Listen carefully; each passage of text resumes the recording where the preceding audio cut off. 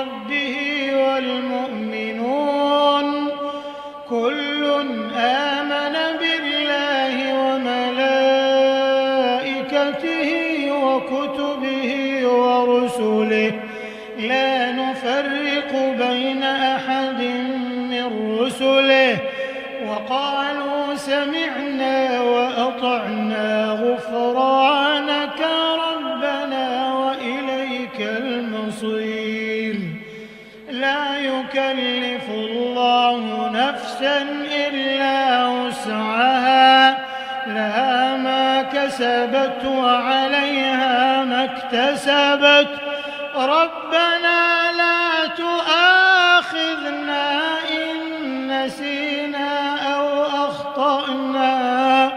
ربنا ولا تحمل علينا إصرا كما حملته على